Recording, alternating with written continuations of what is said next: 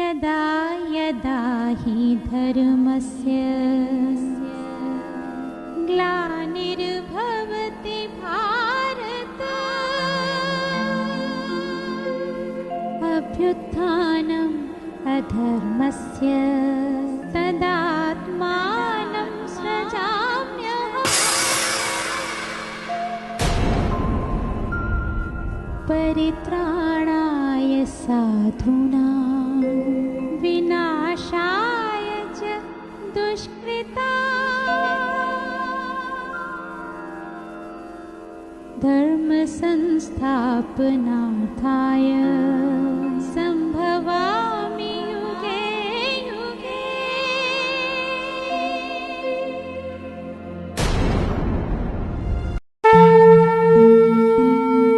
श्री भगवान बोले, ज्ञान में भी अति उत्तम उस परम ज्ञान को मैं फिर कहूंगा जिसको जानकर सब मुनिजन इस संसार से मुक्त होकर परम सिद्धि को प्राप्त हो गए हैं। इस ज्ञान को आश्रय करके अर्थात धारण करके मेरे स्वरूप को प्राप्त हुए पुरुष सृष्टि के आदि में पुनः उत्पन्न नहीं होते और प्रलय काल में भी व्याकुल नहीं होते। हे अर्जुन, मेरी महत ब्रह्म रूप मूल प्रकृति संपूर्ण भूतों की योनि है, अर्थात गर्भाधान का स्थान है, और मैं उस योनि में चेतन समुदाय रूप गर्भ को स्थापन करता हूँ। उस जड़ चेतन के संयोग से सब भूतों की उत्पत्ति होती है। हे अर्जुन, नाना प्रकार की सब योनियों में जितनी मूर्तियाँ अर्थात शरीरधारी प्राणी उत्पन्न होते हैं, प्रकृति तो उन सब की गर्भ धारण करने वाली माता है और मैं बीज को स्थापन करने वाला पिता हूँ। हे अर्जुन, सत्वगुण, रजोगुण और तमोगुण ये प्रकृति से उत्पन्न तीनों गुण अविनाशी जीवात्मा को शरीर में बांधते हैं। हे निष्पाप, उन तीनों गुणों में सत्व गुण तो निर्मल होने के कारण प्रकाश करने वाला और विकार रहित है। वह सुख के संबंध से और ज्ञान के संबंध से अर्थात उसके अभिमान से बांधता है। हे अर्जुन, राग रूप रजोगुण को कामना और आसक्ति से उत्पन्न जान। वह इस जीवात्मा को कर्मों के और उनके फल के संबंध से बांधता है। हे अर्जुन, सब देहाभिमानियों को मोहित करने वाले तमोगुण को तू अज्ञान से उत्पन्न जान। वह इस जीवात्मा को प्रमाद, आलस्य और निद्रा के द्वारा बांधता है। हे अर्जुन, सत्वगुण सुख में लगाता है और रजोगुण कर्म में तथा तमोगुण तो ज्ञान को ढककर प्रमाद में भी लगाता है। हे अर्जुन, रजोगुण और तमोगुण को दबाकर सत्वगुण, सत्वगुण और तमोगुण को दबाकर रजोगुण, वैसे ही सत्वगुण और रजोगुण को दबाकर तमोगुण होता है अर्थात बढ़ता है। जिस समय इस देह में तथा अंतःकरण और इंद्रियों में चेतनता और विवेक शक्ति उत्पन्न होती है, उस समय ऐसा जानना चाहिए कि सत्व गुण बढ़ा है। हे अर्जुन, रजोगुण के बढ़ने पर लोभ, प्रवृत्ति, स्वार्थ बुद्धि से कर्मों का सकाम भाव से आरंभ, अशांति और विषय भोग की लालसा ये सब उत्पन्न होते हैं। हे अर्जुन, तमोगुण के बढ़ने पर अंतःकरण और इंद्रियों में अप्रकाश, कर्तव्य कर्मों में अप्रवृत्ति और प्रमाद अर्थात व्यर्थ चेष्टा और निद्रादि अंतःकरण की मोहनी वृत्तियां ये सभी उत्पन्न होते हैं। जब ये मनुष्य सत्व गुण की वृद्धि में मृत्यु को प्राप्त होता है, तब तो उत्तम कर्म करने वालों के निर्मल दिव्य स्वर्ग आदि लोकों को प्राप्त होता है। रजोगुण के बढ़ने पर मृत्यु को प्राप्त होकर कर्मों की आसक्ति वाले मनुष्यों में उत्पन्न होता है तथा तमोगुणों के बढ़ने पर मरा हुआ मनुष्य कीट, पशु आदि मूढ़ योनियों में उत्पन्न होता है। श्रेष्ठ कर्म का तो सात्विक अर्थात सुख, ज्ञान और वैराग्य आदि निर्मल फल कहा है। राजस कर्म का फल दुख एवं तामस कर्म का फल अज्ञान कहा है। सत्व गुणों से ज्ञान उत्पन्न होता है और रजोगुण से निसंदेह लोभ तथा तमोगुण से प्रमाद और मोह उत्पन्न होते हैं और अज्ञान भी होता है। सत्व गुण में स्थित पुरुष स्वर्ग आदि उच्च लोकों को जाते हैं। रजोगुण में स्थित राजस पुरुष मध्य में अर्थात मनुष्य लोक में ही रहते हैं और तमोगुण के कार्य रूप निद्रा, प्रमाद और आलस्य आदि में स्थित तामस पुरुष अधोगति को अर्थात कीट, पशु आदि नीच योनियों को तथा नरकों को प्राप्त होते हैं। जिस समय दृष्टा तीनों गुणों के अतिरिक्त अन्य किसी को करता नहीं देखता और तीनों गुणों से अत्यंत परे सच्चिदानंद घन स्वरूप मुझ परमात्मा को तत्व से जानता है, उस समय वह मेरे स्वरूप को प्राप्त होता है। यह पुरुष शरीर की उत्पत्ति के कारण रूप इन तीनों गुणों को उल्लंघन करके जन्म, मृत्यु, वृद्धावस्था और सब प्रकार के दुखों से मुक्त हुआ परमानंद को प्राप्त होता है। अर्जुन बोले, इन तीनों गुणों से अतीत पुरुष किन किन लक्षणों से युक्त होता है और किस प्रकार के आचरणों वाला होता है तथा हे प्रभु, मनुष्य किस उपाय से इन तीनों गुणों से अतीत होता है।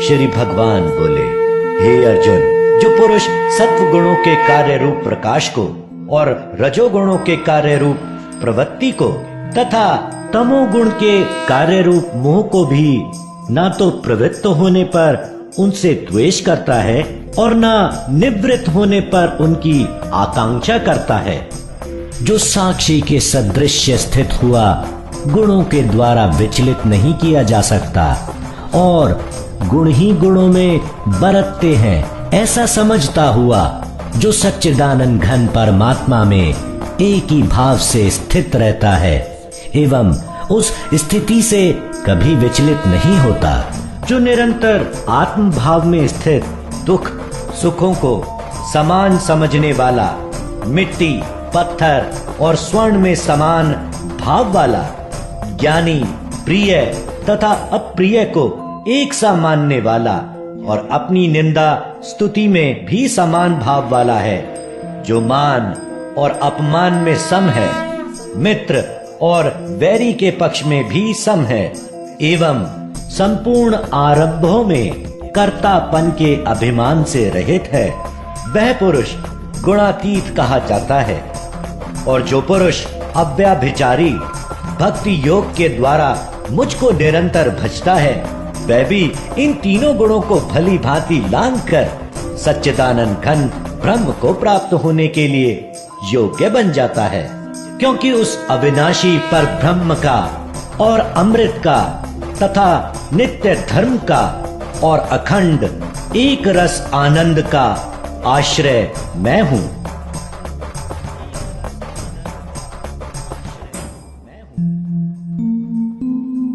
श्री भगवान बोले, आदि पुरुष परमेश्वर रूप मूल वाले और ब्रह्मा रूप मुख्य शाखा वाले, जिस संसार रूप पीपल के वृक्ष को अविनाशी कहते हैं तथा वेद जिसके पत्ते कहे गए हैं, उस संसार रूप वृक्ष को जो पुरुष मूल सहित तत्व से जानता है, वह वेद के तात्पर्य को जानने वाला है।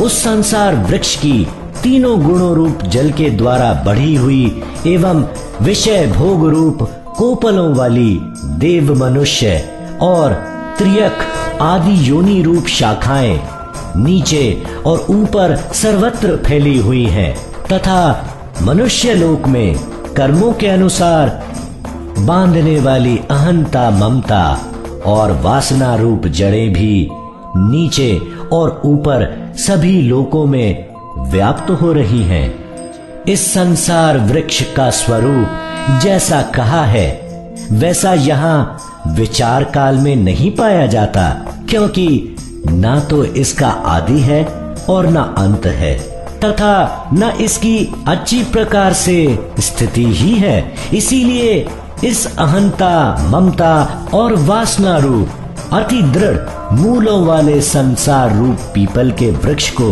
दृढ़ वैराग्य रूप शस्त्र द्वारा काटकर उसके पश्चात उस परम पद रूप परमेश्वर को भली भांति खोजना चाहिए, जिसमें गए हुए पुरुष फिर लौटकर संसार में नहीं आते और जिस परमेश्वर से इस पुरातन संसार वृक्ष की प्रवृत्ति विस्तार को प्राप्त हुई है, उसी आदि पुरुष नारायण के मैं शरण हूँ। इस प्रकार दृढ़ निश्चय करके उस परमेश्वर का मनन और निधि ध्यासन करना चाहिए, जिनका मान और मोह नष्ट हो गया है, जिन्होंने आसक्ति रूप दोष को जीत लिया है, जिनकी परमात्मा के स्वरूप में नित्य स्थिति है और जिनकी कामनाएं पूर्ण रूप से नष्ट हो गई हैं, वे सुख दुख नामक द्वंद्वों से विमुक्त ज्ञानी जन उस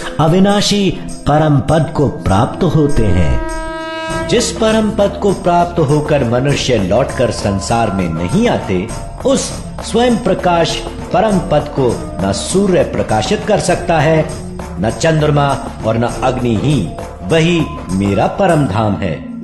इस देह में ये जीवात्मा मेरा ही सनातन अंश है और वही इन प्रकृति में स्थित मन और पांचों इंद्रियों को आकर्षण करता है। वायु गंध के स्थान से गंध को जैसे ग्रहण करके ले जाता है, वैसे ही देह आदि का स्वामी जीवात्मा भी जिस शरीर का त्याग करता है, उससे इन मन सहित इंद्रियों को ग्रहण करके फिर जिस शरीर को प्राप्त होता है उसमें जाता है। यह जीवात्मा श्रोत, चक्षु और त्वचा को तथा रसना, घ्राण और मन को आश्रय करके अर्थात इन सब के सहारे से ही विषयों का सेवन करता है। शरीर को छोड़कर जाते हुए को अथवा शरीर में स्थित हुए को अथवा विषयों को भोगते हुए को, इस प्रकार तीनों गुणों से युक्त हुए को भी अज्ञानी जन नहीं जानते। केवल ज्ञान रूप नेत्र वाले विवेकशील ज्ञानी ही तत्व से जानते हैं।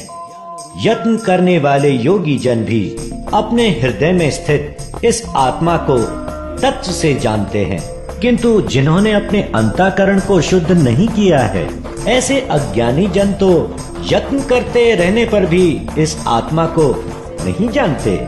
सूर्य में स्थित जो तेज संपूर्ण जगत को प्रकाशित करता है तथा जो तेज चंद्रमा में है और जो अग्नि में है, उसको तू मेरा ही तेज जान और मैं ही पृथ्वी में प्रवेश करके अपनी शक्ति से सब भूतों को धारण करता हूँ और रस स्वरूप अर्थात अमृतमय चंद्रमा होकर संपूर्ण औषधियों को अर्थात वनस्पतियों को पुष्ट करता हूँ।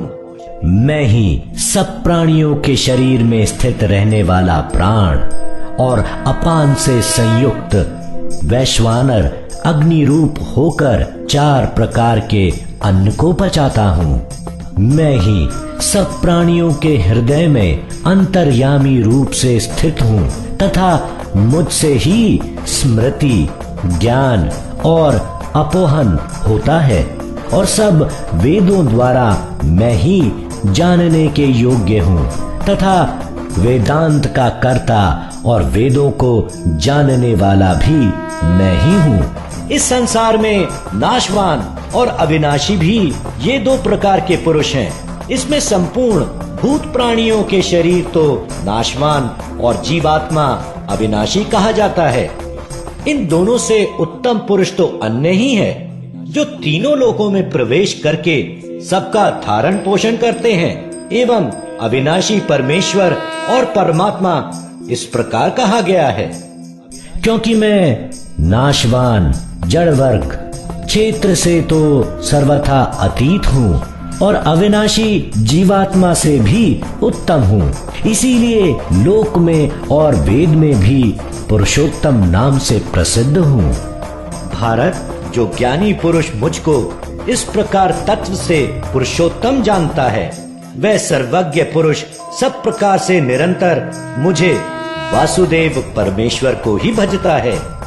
हे निष्पाप अर्जुन, इस प्रकार यह अति रहस्य युक्त गोपनीय शास्त्र मेरे द्वारा कहा गया है। इसको तत्व से जानकर मनुष्य ज्ञानवान और कृतार्थ हो जाता है।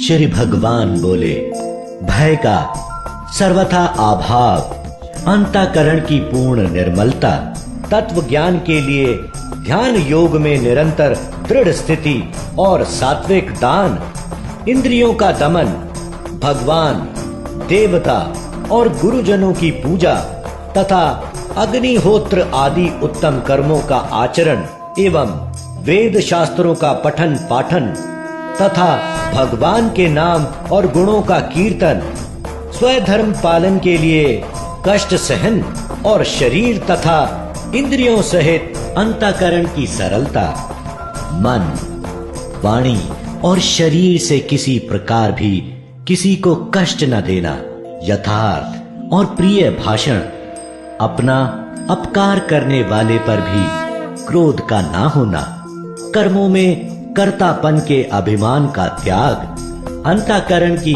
उपरति अर्थात चित्त की चंचलता का अभाव, किसी की भी निंदादि ना करना, सब भूत प्राणियों में हेतु रहित दया, इंद्रियों के विषयों के साथ संयोग होने पर भी उनमें आसक्ति ना होना, कोमलता, लोक और शास्त्र से विरुद्ध आचरण में लज्जा और व्यर्थ चेष्टाओं का अभाव, तेज, क्षमा, धैर्य, बाहर की शुद्धि एवं किसी में भी शत्रु भाव का न होना और अपने में पूज्यता के अभिमान का अभाव, ये सब तो हे अर्जुन दैवी संपदा को लेकर उत्पन्न हुए पुरुष के लक्षण हैं।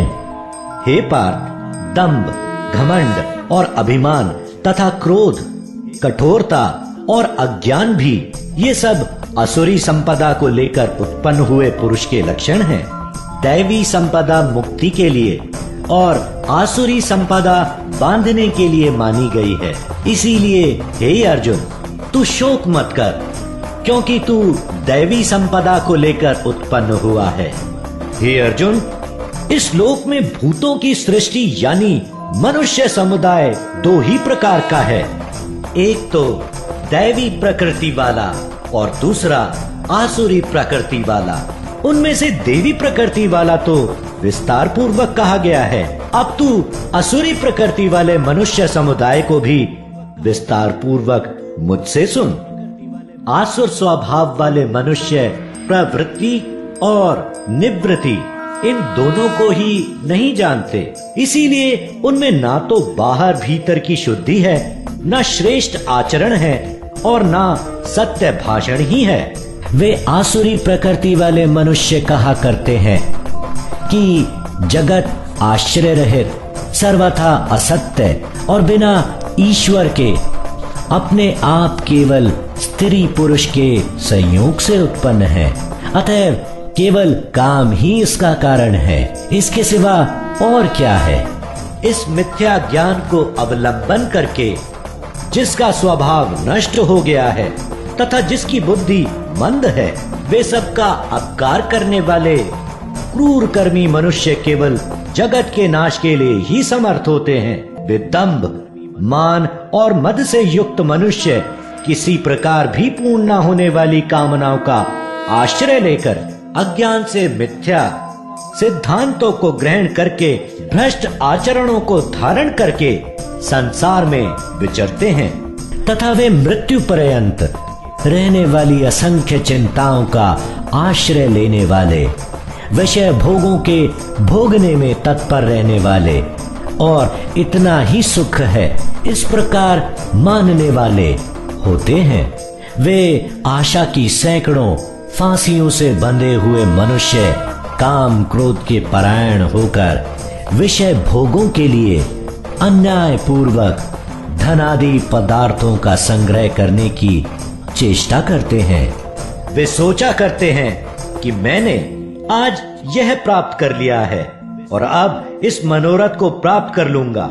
मेरे पास यह इतना धन है और फिर भी यह हो जाएगा। वह शत्रु मेरे द्वारा मारा गया है और उन दूसरे शत्रुओं को भी मैं मार डालूंगा। मैं ईश्वर हूँ, ऐश्वर्य को भोगने वाला हूँ। मैं सब सिद्धियों से युक्त हूँ और बलवान तथा सुखी हूँ। मैं बड़ा धनी हूँ, बड़े कुटुंब वाला हूँ। मेरे समान दूसरा कौन है? मैं यज्ञ करूंगा, दान दूंगा और आमोद प्रमोद करूंगा। इस प्रकार अज्ञान से मोहित रहने वाला तथा अनेक प्रकार से भ्रमित चित्त वाले मोह रूप जाल से समावृत और विषयों भोग में अत्यंत आसक्त असुर लोग महान अपवित्र नरक में गिरते हैं। वे अपने आप को ही श्रेष्ठ मानने वाले घमंडी पुरुष धन और मान के मत से युक्त होकर केवल नाम मात्र के यज्ञों द्वारा पाखंड से शास्त्र विधि रहित यजन करते हैं। वे अहंकार, बल, घमंड, कामना और क्रोध आदि के परायण और दूसरों की निंदा करने वाले पुरुष अपने और दूसरों के शरीर में स्थित मुझ अंतर्यामी से द्वेष करने वाले होते हैं।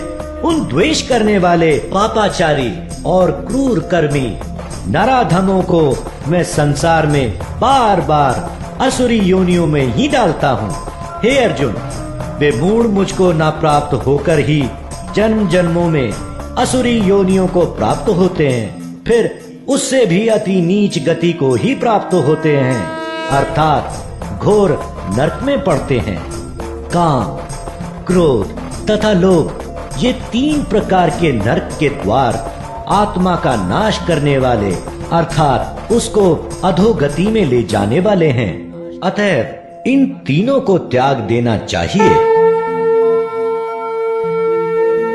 हे अर्जुन, इन तीनों नरकों के द्वार से मुक्त पुरुष अपने कल्याण का आचरण करता है।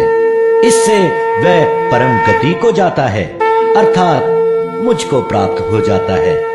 जो पुरुष शास्त्र विधि को त्याग कर अपनी इच्छा से मनमाना आचरण करता है, वह न सिद्धि को प्राप्त होता है, न परम गति को और न सुख को ही।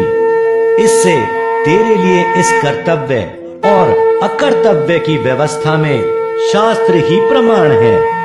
ऐसा जानकर तू शास्त्र विधि से नियत कर्म ही करने योग्य है।